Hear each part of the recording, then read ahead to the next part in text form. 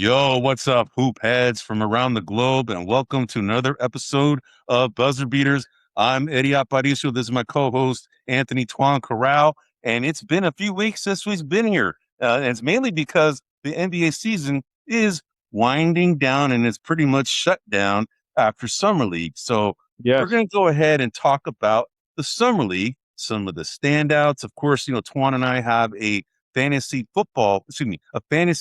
rookie league that we drafted players, and we're going to go ahead and review some of the stats that those players have accumulated. And Twan's ahead on that one, but we'll go ahead and talk about that. First time for everything, bro. Exactly, brother. But there's a reason. It's because a lot of my players weren't playing, dude. A lot of my players weren't playing, and one of your guys, fan base. I want you to hear. When I win, there's an excuse. Yes. If he wins, I say nothing.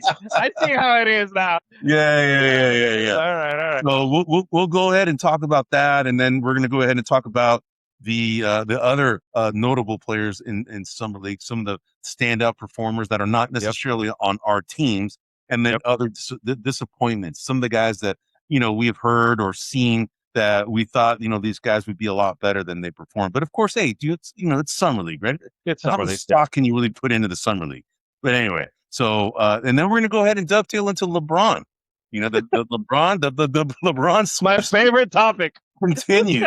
It continues, and we thought it's been almost a month since he has. I mean, he's got the whole free agency on hold right now, right? But anyway, so we'll get into that. But let's go ahead and talk about our rookie fantasy league. All right, so Twan. Here's the numbers right here. So Twan's team is Darren Peterson. That was his first pick. And then Caleb Wilson was the second pick.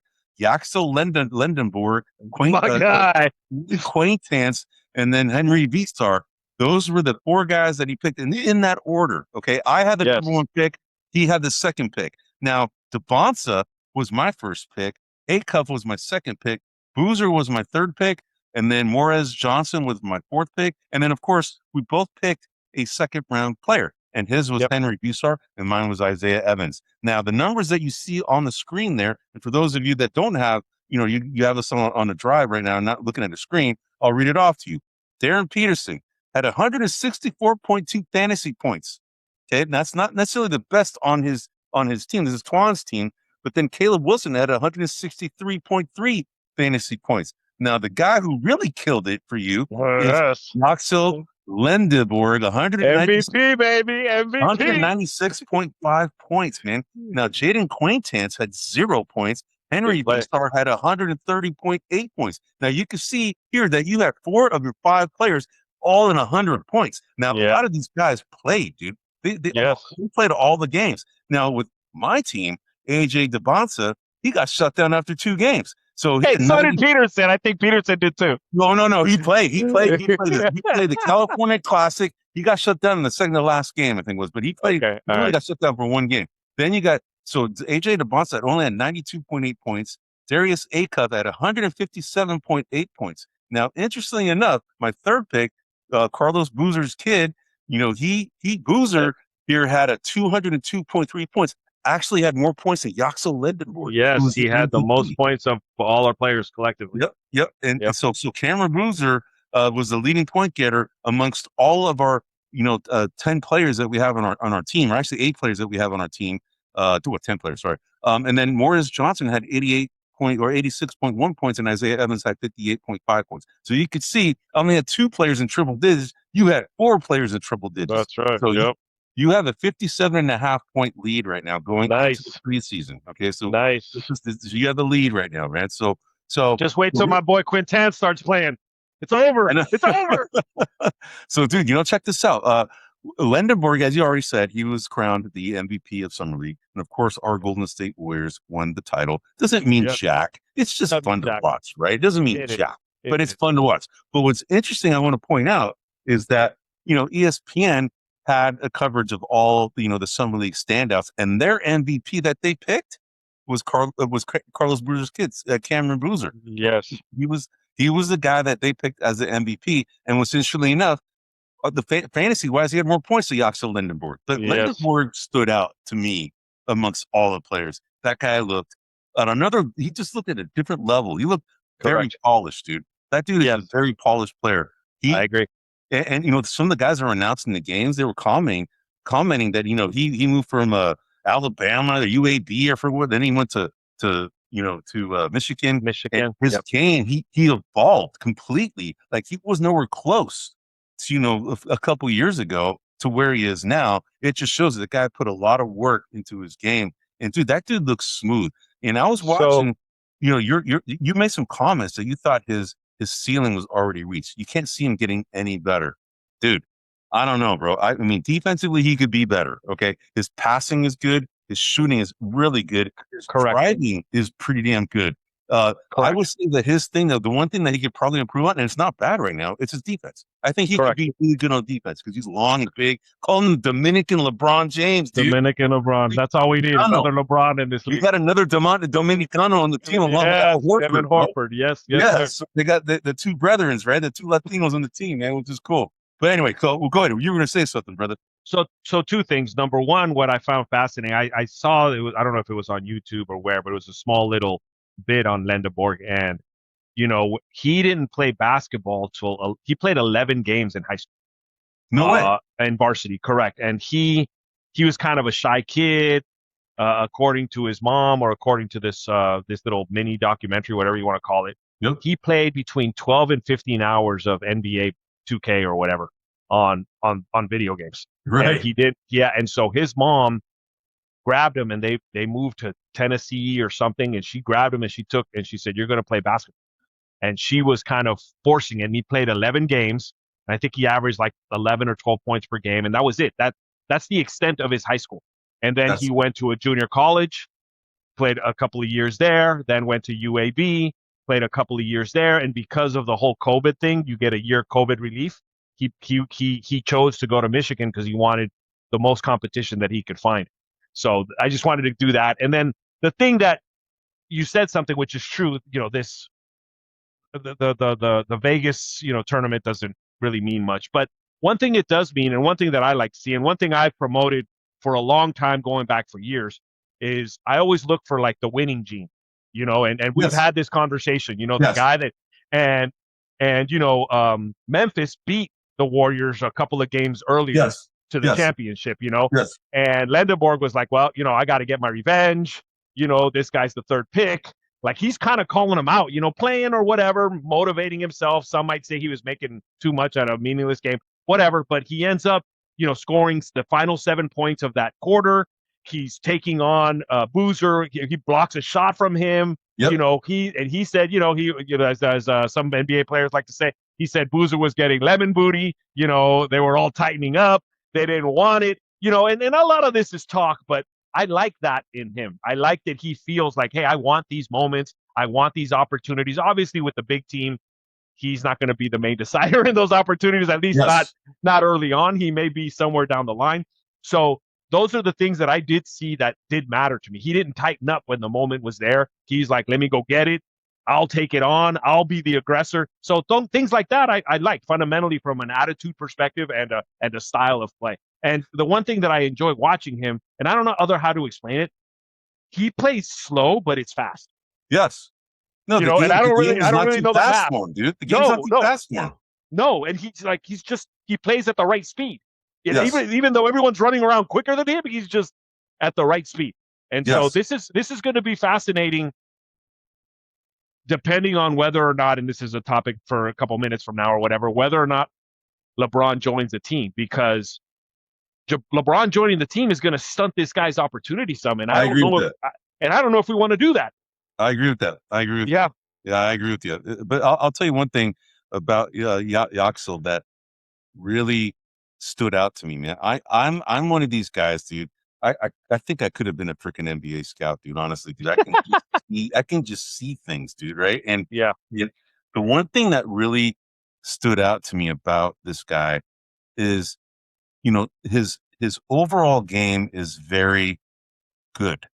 He's very polished. You mentioned how the game slows down for him. The other thing that I'll point out about him is that he's got a confidence that he belongs, dude. It's like very, very evident that he knows he's good. He knows he belongs.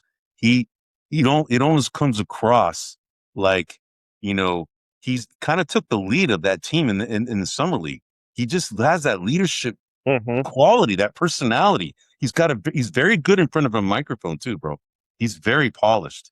He's very good. Yes. And I know we'll talk about this later with LeBron, but he got asked about LeBron, and he about like, hey, what about the recruitment of LeBron, this and that? And he said some things, and then of course there's people saying that Draymond had a problem with it. They've been kind of dishing dishing jabs at each other on social media, and at first it comes across like it's a total kind of innocent thing because they're both from rival Michigan teams, Michigan State and Michigan. They're rivals, right? The same state. They're not. It's kind of like the Raiders and the Niners. They're rivals in the same city. Same city. It's the same kind of thing. So you can kind of, at first you kind of thought that might be what the issue is that Draymond's just kind of ditching it. But there's been a lot of like people reporting, since then that there seems to be something brewing there, man, which is interesting because it is. You wonder if Draymond kind of sees him being as a threat to him as to take over his role, because that kid is very polished.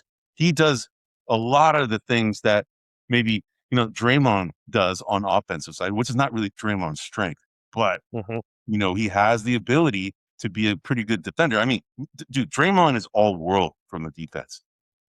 There's no comparison, but he could learn to be a somewhat like him.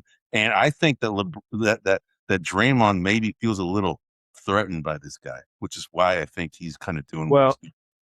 I will tell you, Eddie. Someone once told me, or read somewhere, that the characteristic flaw that mimics someone is what annoys another person the most, right? So when you see your strongest feature reflected in someone else, it bothers you because psychologically you kind of know what they're doing, and so I see a little bit of this because Draymond was a rookie that wouldn't shut his mouth up. I mean, he talked nonstop.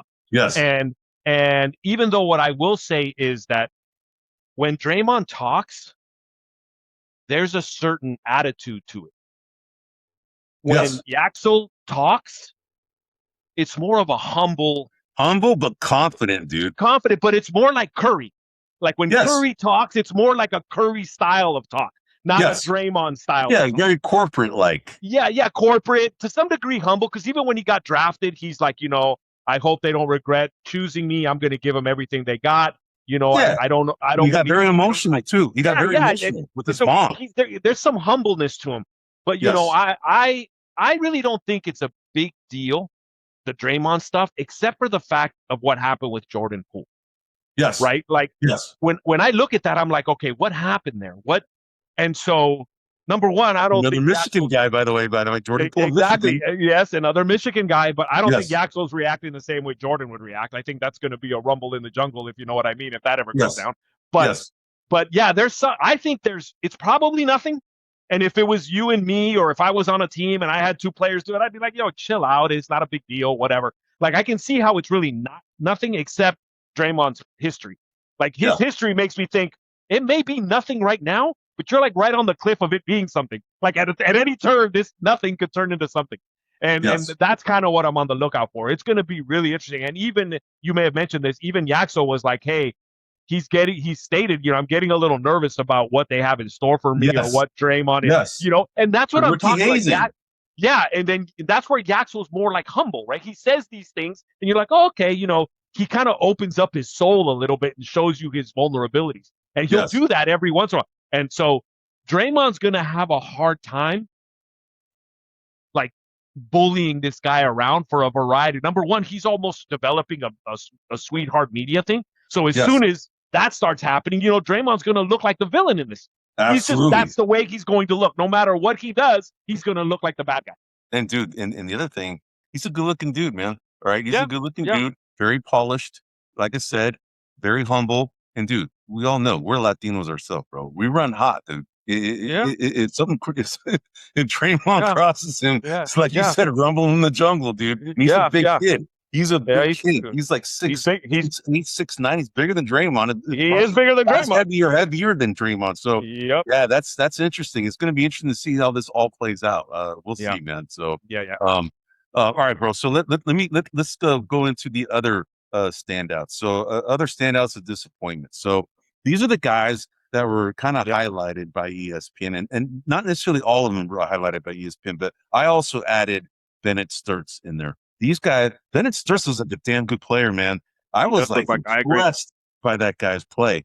That guy, that's a steal by the Thunder. I mean, they traded to get that guy, and he looks good, man. Then this Malik Thomas, he's the only guy out of the list of players that I've seen that were kind of being mentioned as standout performers. The only second round pick, only second round pick that appeared on this. Now, all these other guys, Braden Burries played very well. You know, that's another guy that the Warriors were kind of linked to at draft day. I believe they would have taken him had Milwaukee not taken him one pick ahead.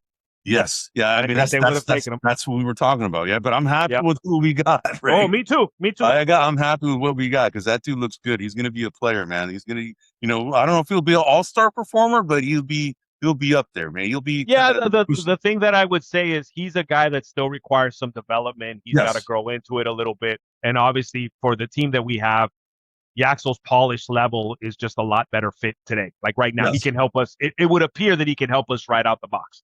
Yes, I agree. Now, some of the guys that disappointed me. Okay, now I don't know why they put Darius Acup because I thought Darius Acup looked pretty. I'll tell you why. Why? Just his numbers were good, but his percentages were poor. Okay, he took a lot of attempts. He took a lot of shots to the numbers. Yeah, I mean, I want to say that he was ranking somewhere around low 30s from the field. Yep. And maybe high 20s from 3-point percentage. Yep. And for a sub 6'3" guard, like that's not good numbers, bro. Like that is just not. He's a gamer, and I think that that's what I like about him. Yeah, he's a tough kid, and he'll pull out of it. I don't think this is like worry or anything.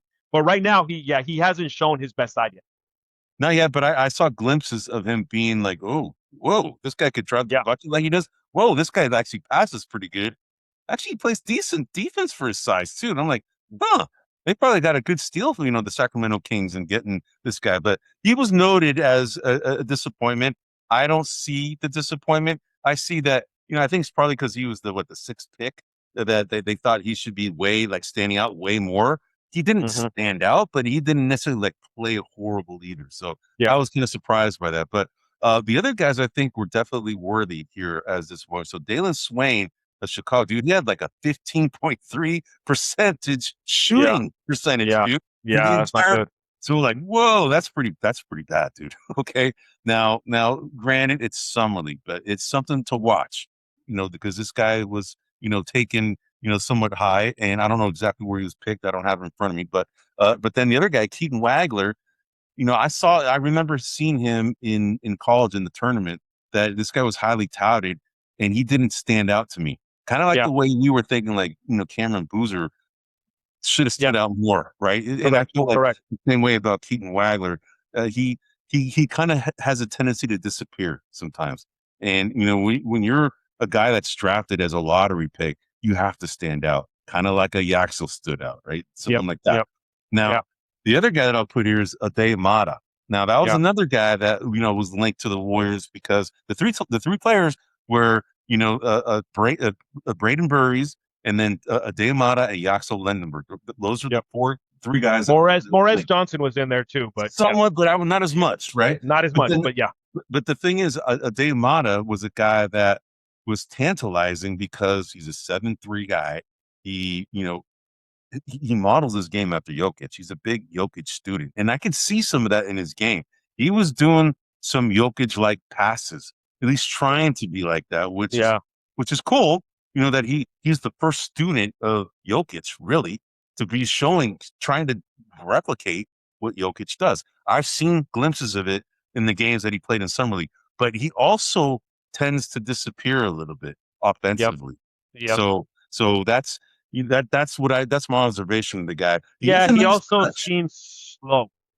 Slow, like lumbering is the word that I would use. And again, that was one of my concerns about him coming out of the draft, was that Michigan typically played him about 20 minutes 18 to 20 minutes a game. And dude, for a lottery type pick to only be able to play 20 minutes, what is that? It's conditioning. Why is he only playing 20 minutes a game? So that was a concern of mine. And then when he played in the tournament, in the summer league, I'm like, dude, he looks slow. His passing is good, I would agree, but everything else looked like he was working really hard at it. He looked very like the opposite of what Yaxel looked really smooth. He looked like he was just lumbering. I agree. Yeah. But they have now two guys that are 7'3", and in Chet Holmgren and Ade Mata. So they have two guys that they can become a problem if they start both these guys, and Ade Mata develops a better outside shooting touch like a Chet Holmgren has, and because both these guys on the court at the same time, and and Chet Holmgren can guard the perimeter, decently. This guy Ade Mata can't yet. No, but he might. He might at some point. He might. We'll see. But that's an interesting combo that they have, at their disposal that could create matchup problems. They have three big guys. They have that Isaiah Hartenstein too. They have Jalen Williams. That was the fascinating part when Hartenstein was not going to get renewed. They signed they were going to trade, let him go, sign it, and they ended up signing him. So that was an interesting move. So we'll see how they. I don't know if they envision a world where Mata and Holmgren are on the court at the same time. I don't know, but I'll tell you this: based on the way that they're looking right now, I think Wemby would have ownage on both of them right now. Oh, he already has ownage on Holmgren, and he would for sure have ownage on Mara. So. Dude, right now, I don't know if that helps. I don't know if that helps that situation, which may be the reason they drafted him. Dude, the one, and then since you just talked about Wemby real quick before I get into, I also wanted to dovetail into the Thunder because they made a trade, and the thing is that I want to bring up about Wembanyama. Wembanyama, he's a really good outside shooter for his size, very awesome defensive player. The one thing that he lacks is a low post game. Now, dude, can you imagine this guy going to, the Hakeem, Dream Shake School of Basketball player? It'd be illegal, bro. Can you imagine that guy having a game like that? No, dude, it'd be illegal, dude. That's like saying Shaq was playing and Shaq Shaq's a 42% 3-point shooter. Like, that's just illegal, bro. You can't do that. Oh, I know, but dude, this guy has the athleticism to be able to replicate what Olajuwon did. I agree. Have that. This guy. I agree. I'm just saying if he's able to do that, it's illegal, dude. Like, what are you supposed to do? If he does that, it's over, dude. There's no way. Break his legs. Just with this break guy. His legs. Break his legs. That's all you can do. This guy's going to go to the lab and figure out if he figures out a mid-range game. We've already called it. Episodes ago that this guy is going to be considered the best of all time. I think we are seeing the dawn of the best of all time with this guy. If he stays healthy and if he develops that inside game, because he will. He's only been in the league for 3 years, bro. He's going on number 4. He's going to be ridiculous, dude. So anyway, so we were talking about the Thunder with their big guys, and so as we talked about, we're going to dovetail into LeBron after this. So the Oklahoma City Thunder made a trade with the Atlanta Hawks and the Dallas Mavericks. So the Thunder traded Lou Dort to the Atlanta Hawks. The Hawks traded Zachary Reese-Shea, former number 1 overall pick, and a protected 2027 second-round pick to the Mavericks. The Hawks traded a 2031, a 20, and 2032 second-round picks to the Thunder, and the Mavericks trade Ryan Nembhard to the Hawks, and then the Mavericks also trade a 2027 second-round pick to the Thunder. So in essence, the Hawks received Lou Dort, Ryan Nembhard. Mavericks received Zachary Reese-Shea, protect the second-round pick, and then the Thunder received a 2027 second-round pick and 2031 and 2032 second-round picks. That's the bottom line. Now, this has been the only signing, other than there's a few others that happened since. But the whole reason why this is the only one is because everybody's waiting for LeBron. Everybody's waiting to see what's going to happen with LeBron. So this is our next segment now, brother. LeBron watch continues. Oh, good God. And we thought that this guy was going to announced something potentially July 4th on the 250th anniversary of the U.S., because you can see him doing that, right? Because he loves the attention, dude. He's loving this, dude. He has stopped the NBA from scheduling any games, right? Stop free agency just by himself. Good God. Dude, I want to. So he has been linked to the Heat, the Warriors, and the Cavs, and the story changes every day. The Sixers and the T-Wolves. Sixers and T-Wolves too, but these three seem to be the ones that get the most love right now. And it's probably because, nobody knows. Even Rich Paul doesn't know. I even heard that whiteboard got completely erased and they're starting all over again. It's like, what are we doing here, man? What are we doing here? So I don't know. So, bro, I want to get your take because I know LeBron is a favorite topic of yours. Oh, good. I want to hear your thoughts. You're going to unleash the comment section on me, dude. The LeBron sweepstakes, dude. I want to get your thoughts on this. All right, first thing. This is who he's been. He is so egomaniacal, dude. He is just, everything's got to be about him. Like, what I don't understand is when he made the infamous, now I'm taking my talents to South Beach. Yes. And all of that kind of blew up in his face. Yes. He talked about how he regretted kind of the manner in which he went about it. Yes. And you fast forward, he's not doing it exactly the same, but he's doing it again, dude. Just pick a freaking team, like figure it out. And from what I'm reading is they're not waiting on anybody to do anything, but yet Cleveland hasn't re-signed James Harden because the belief is that Harden and LeBron can't play together, so they may want to trade Harden. And the Warriors have yet to re-sign Draymond Green, right? Which to me, I still feel like there is a 10% chance that if LeBron goes somewhere else, Draymond Green may join. I agree with you. I think there's a percentage chance that might happen. And I agree. And so to me, dude, I just don't know. If he's not waiting on anything, just make up your mind. Like, to me, the fact that he doesn't feel any sense of obligation to let these teams kind of continue upon their way and holding the league ransom, like, dude, I'd be embarrassed. Like, me as a person, I'd be like, dude, I can't have people waiting for me. Like, I just got to pick, and be done with it. But instead, he seems to revel in it. He loves it, dude. And then when Adam Silver announced, we can't announce the games. Yes. It's like, oh, that's ridiculous. That's ridiculous. Like, that's his response. I'm like, well, then just answer, then take care of it and be done with it. Like, dude, because the NBA, so annoying. He's so annoying.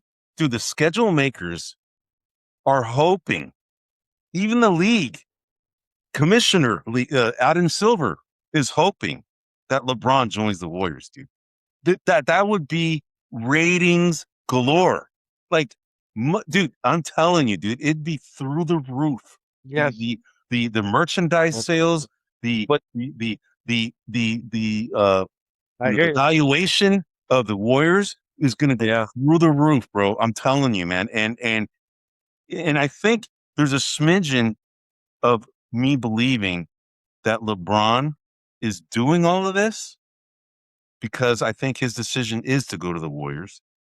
And I think a big part of the reason why he's holding out is in kind of changing his, because it's not necessarily, going to a team to try and win a championship. It's going back to the joy that he's been talking about from day one, that he wants to go back and just be joyful and playing basketball, But the other thing is that his daughter and his wife, they matter to him a lot, and they live in LA. And, even going back to Cleveland, he even made a comment that, he doesn't want to deal with the winters of being in Cleveland, after being in LA where there's no real winters. And, and the one that makes the most sense, since he's already not leaving, he already left LA. He's not coming back to LA Lakers. The one that makes sense is coming to the Bay for making everybody happy, and I think this is all kind of his way of, elongating all of this so that he hears all the news. He hears about all what the talking heads are saying about what it would mean if he goes to Miami, what it would mean if he goes to the Sixers, what if he means he goes to the Heat, he's getting all this and he's gathering all the information, he's getting all the voicemails from everybody and speed his ego. But I think in the end, dude, he is going to pick the Warriors, bro. I'm telling you. So Eddie, as you were talking. Yes. All right, here we go. My conspiracy mind. Go ahead. Do you think he's in cahoots with the NBA to not make a decision so that the NBA can be front and center on the news during this down period? It's possible. It makes sense because they are. The NBA is all the talk right now. I mean, that's all it is. Then you have training camp coming around the corner. The training camp is going to start in August. Oh, and by the way, the other thing is you've heard that the August 6th date is a key date because that's when Anthony Davis will we'll find out if he's going to re-sign with the Wizards, or to be traded potentially, right? That's the other thing. And then there's also rumors about him trying to find a way to get Kyrie Irving to play with him along as well. Good God! So it's like, dude, it's crazy. It's crazy. What is it? The Golden State Cavaliers. Dude. Oh my God, dude. Just kill me now, bro. Like, I don't want all this. Just be poor Jonathan Kuminga. Or the Jared Tall State Warriors, man. No, exactly. But poor like Kuminga and Russell Westbrook and the Brown from the Nuggets. They're all waiting around trying to get a contract. Dude, they don't know where they're gonna go. They don't know who's gonna get them. Dude, they're being held hostage, bro. These dudes are like, dude, if I'm them, I'm like, I'd call it abroad. Dude, just make a damn choice. Like, stop it. So, I've made my prediction. I want to hear your prediction because I made it. I'm saying it's the Warriors, and that's not wishful thinking. I think that the tea leaves are saying it's going to be. I hope you're wrong. The most noise that I've heard is the Sixers, the Philadelphia 76ers. I think that out of those teams, if his desire is to win a championship, I think the Sixers are the ones that get him closest to it. But then if he goes there, it becomes like championship or bust. And then we all know how the Sixer fans are. Philadelphia. No. I hear you. But to me, I'm gonna lean towards the Sixers, but I'm not disagreeing with your logic. I mean, it may be the Warriors. And anyone here who's watched any minutes knows I don't want that to happen, like at all.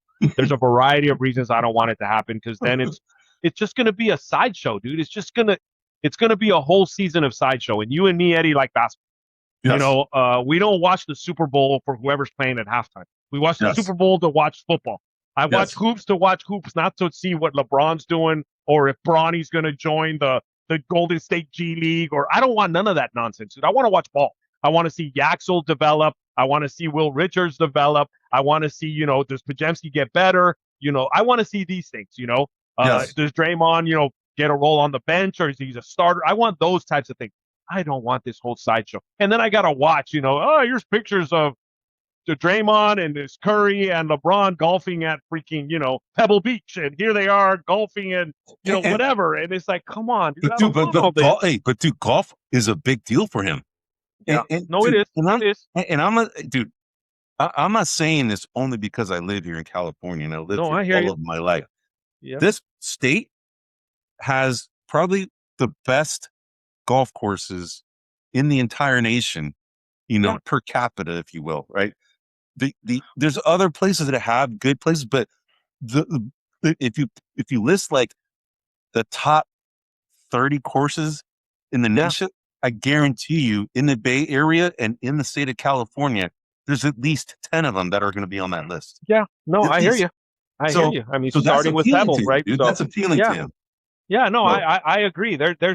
I agree with your logic. The only thing is if you want warm weather, obviously Miami's a competitor to that if you want. And I believe in Florida, you don't pay state taxes. So if he wants to pocket a little extra more coin, but he's been dealing with LA in the taxes. No, I hear you. I'm just pointing out a difference. There's a fundamental difference. But you're right. His daughter, I've heard that his daughter plays a large role in the decision what she wants to do. Not that he's going to base it on that, but he's going to listen to her. Yes. And my guess is, I think she's like what, early teens, 11 right 11. now. She's 11. So Yes. she's making friends. She's probably not going to want to leave her friends. So if they're gonna stay in LA, if his wife and daughter are staying in LA, I don't see him going anywhere besides Golden State, unless he wants to play for the Clippers. Unless he wants to play for the Clippers, right? I mean, that's the whole other option. There's a vacancy now because Kawhi Leonard's gone, but he's not going to find joy playing there like he would at Golden State. No, exactly.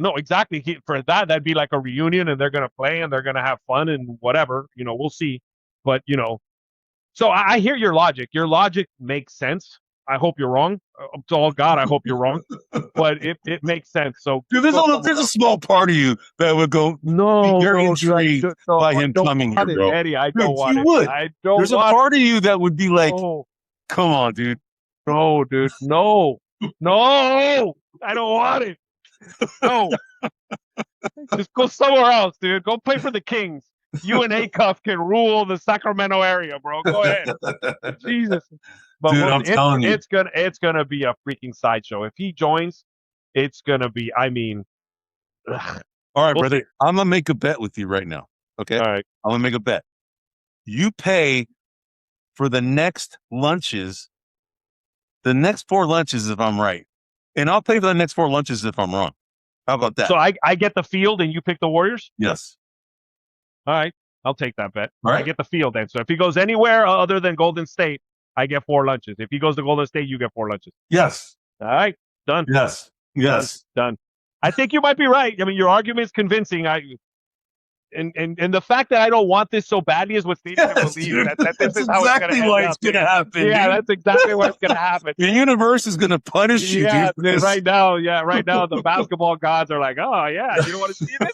They're going to put it in front of your face every day. Dude,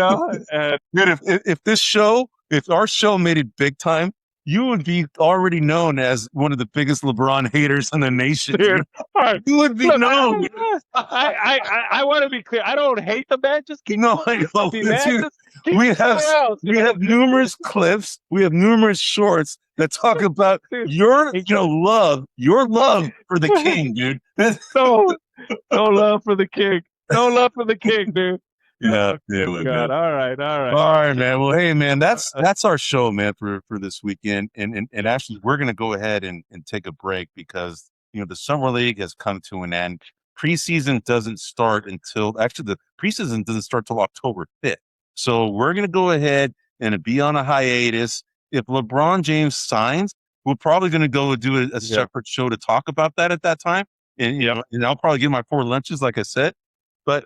In reality, we're going to go ahead and take a break after this until LeBron signs, and then we'll come back here right around the early part of October because opening night for preseason is October 5th, and then we're going to go ahead and make our predictions for like we do our conference seedings, like we've been doing. We'll make our predictions as far as who we think is going to be MVP, Defensive Player of the Year, Coach of the Year, the Defensive Player, Rookie of the Year, all these things. We're going to go and make those predictions at that time as well. So, but anyway, bro, hey, it was real quick before you end it, Eddie. Yes. Want to give Curry a kudos. He got a display in the Hall of Fame. Yes. Right. The very first player to ever be an active player and have a presentation in the Hall of Fame. A little, whatever you call it, demo, sideshow, temporary. I just think that's really cool. Just another sign that he's the darling of the league and he continues to be the darling of the league. And well earned. So I just did want to give Steph his kudos. And dude, it's gonna be a long time until we see another Curry, bro. As far as his impact to the league, and how well liked he is, how marketable he is, how good overall person he is, and how a hell of a basketball player as well. Even though he turns the ball over a lot, he's a hell of a basketball player. Yeah, I mean, he's unbelievable. And kudos to him for getting that honor and being the first ever active player and getting some hall in the Hall representation. Representation in the Naismith Hall of Fame for the NBA. So kudos to him. And absolutely, man. But anyway, so this is Buzzer Beaters. I'm Eddie Aparicio. This is my co-host Anthony Tuan Corral. You can find us at grumblingsmedia.com or wherever you find your podcasts. Again, we're going to go ahead and take a break. We appreciate you listening. If you like our show, please give us a thumbs up. We love your commentary. Some of you have been chiming in on this, and we appreciate it, and we respond. So if you want to talk about stuff or throw us under the bus for things that we said, we're invited. No worries, man. We're going to respond. All right. But anyway, have a good rest of the summer, everybody. And we're going to go ahead and come back once LeBron announces. And then after that, we're going to come back in the fall. All right. Everyone, take care. And thanks for listening. All right, man. All right. Thanks, everyone. Hey, everybody. This is William Del Pilar, founder of Grumblings Media. And I want to say thank you for watching our content. If you want to support our all-volunteer efforts at Grumblings Media, smash the subscribe button right here. 100% free. And please consume and share our great content. Click either one of these two boxes for more of our work.